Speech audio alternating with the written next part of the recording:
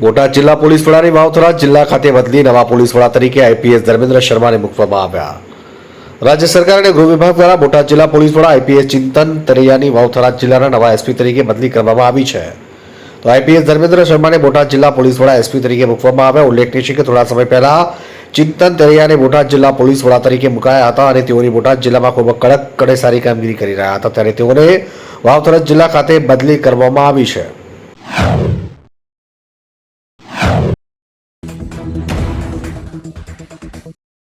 ભુજમાંથી 5.50 લાખના ડ્રગ્સ સાથે 2 શખ્સોની પોલીસે કરી ધરપકડ। કચ્છ જિલ્લાના બુદ્ધા શેખપીર નજીકથી ડ્રગ્સ સાથે શિવરાજ સુરેશ ગઢવી અને શક્તિસિંહ ઝાલા નામના શખ્સોની એસઓજી પોલીસે ધરપકડ કરી છે।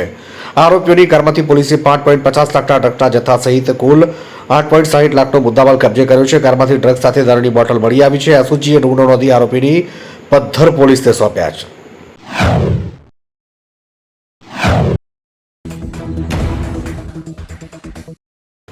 આજથી કોમર્શિયલ ગેસ સિલિન્ડરના ભાવમાં થયો 15નો વધારો। દશેરા પહેલા ઓઇલ માર્કેટિંગ કંપનીઓને 19 કિલોગ્રામ કોમર્શિયલ એલપીજી સિલિન્ડરની કિંમતમાં 15નો વધારો કર્યો છે। 1 ઓક્ટોબર કોમર્શિયલ ગેસ સિલિન્ડર દિલ્હીમાં 1595.50, કોલકાતામાં 1700, મુંબઈમાં 1547, ચેન્નઈમાં 1754 ઉપલબ્ધ થશે। જો કે રાહતની વાત એ છે કે 14 કિલોગ્રામ ઘરેલું ગેસ સિલિન્ડર 850, 960ની કિંમતમાં કોઈ ફેરફાર કરાયો નથી।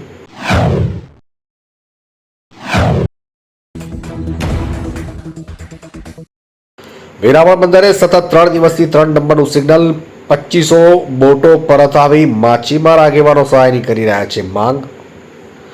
હવામાન વિભાગની આગાહીને પગલે છેલ્લા 3 દિવસથી વાતાવરણમાં ભારે પલટો જોવા મળી રહ્યો છે, જેને પગલે વેરાવળ બંદરે પણ સતત 3 દિવસથી 3 નંબરનું સિગ્નલ લગાવવામાં આવ્યું છે। માછીમારોને પરત બોલાવવામાં આવી રહ્યા છે, ત્યારે 2500 જેટલી બોટો પરત આવી જતા માછીમારોને નુકસાની વેઠવાનો વારો આવી શકે છે। માછીમાર આગેવાનો સહાય અંગે માંગ કરી રહ્યા છે। સમગ્ર બાબતે બંદરેથી આગેવાનો આપી રહ્યા છે પ્રતિક્રિયા।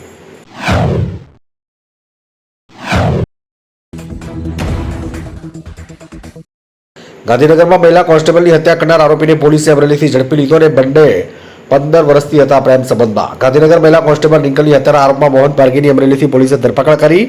રિંકલ મોહનને લગ્ન માટે વારંવાર દબાણ કરતી હતી, જે બાબતે ઝઘડો થતા મોહને પ્રેમિકાની હત્યા કરી। છેલ્લા 15 વર્ષથી રિંકલ સાથે મોહનના સંબંધ હતા અને લગ્ન પછી પણ મોહનને રિંકલ સાથે પ્રેમ સંબંધ રાખ્યા હતા। ગાંધીનગર સેક્ટર 24માંથી શાહીબાગ હેડક્વાર્ટરમાં ફરજ બજાવતી કોન્સ્ટેબલનો નિર્વસ્ત્ર હાલતમાં મૃતદેહ મળી આવ્યો હતો।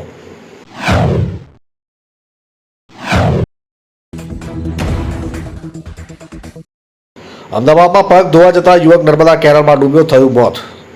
અમદાવાદના વિરમગામ પાસે સોખલી નર્મદા મુખ્ય કેનાલમાં ડૂબી જવાથી 39 વર્ષીય યુવકનું મોત થયું છે। યુવક નર્મદાની મુખ્ય કેનાલમાં પગ ધોવા જતા અચાનક તેનો પગ લપસતા પાણીમાં ગરકાવ થઈ ગયો। નગરપાલિકાની ફાયરની ટીમ ઘટના સ્થળે પહોંચી કેનાલમાંથી યુવકનો મૃતદેહ બહાર કાઢ્યો છે। યુવક તેની પત્ની સાથે નવરાત્રીના આઠમના નિવેદ માટે લીલાપુર જતો હતો, ત્યારે આ દુર્ઘટના બની હતી।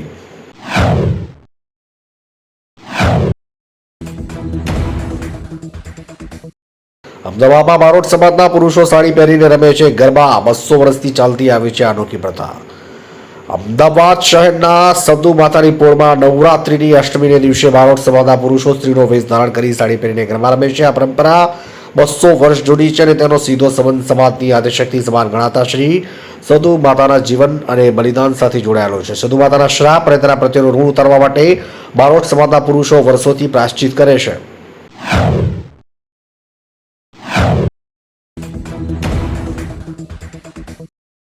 મધ્યપ્રદેશમાં 15 દિવસમાં કિડની ફેલોરથી 6 બાળકોના મોત, કફ સિરપમાં ઝેર હોવાની શંકા। મધ્યપ્રદેશના છિંદવાડા જિલ્લામાં 15 દિવસમાં કિડની ફેલ્યોરની ઓછામાં ઓછા 6 બાળકોના મોત થયા છે। તપાસકર્તાઓને શંકા છે કે ઝેરી ડાયથિલિન ગ્લાયકોલ મેળવવામાં આવેલી દૂષિત કફ સિરપના મૃત્યુનું કારણ હોઈ શકે છે। આરોગ્ય મંત્રાલયે મૃત્યુની તપાસ માટે રાષ્ટ્રીય રોગ નિયંત્રણ કેન્દ્ર એનસીડીસીના નિષ્ણાતોની એક ટીમ છિંદવાડા મોકલી હોવાનું જાણવા મળ્યું છે।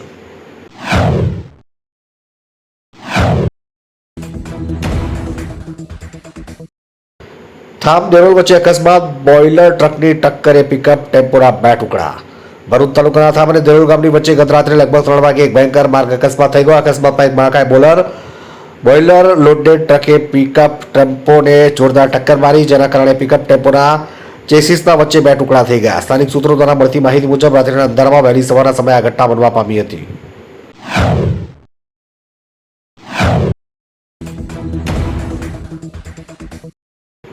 હાથમતી કેનાલમાં ગાયને બચાવવા જતા યુવાન ડૂબ્યો।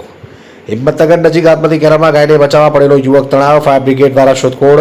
સાબરકાંઠાના હિંમતનગરમાંથી પસાર થતી આત્મહત્યા કેનાલમાં એક દુઃખદ ઘટના સામે આવી, જેમાં ગાયને બચાવવાના પ્રયત્નમાં એક યુવક પાણીમાં તણાઈને લાપતા થયો. યુવકને બચાવવા માટે કેનાલમાં પડેલા અન્ય 2 યુવકોને જોકે સુરક્ષિત રીતે બહાર કાઢવામાં આવ્યા હતા.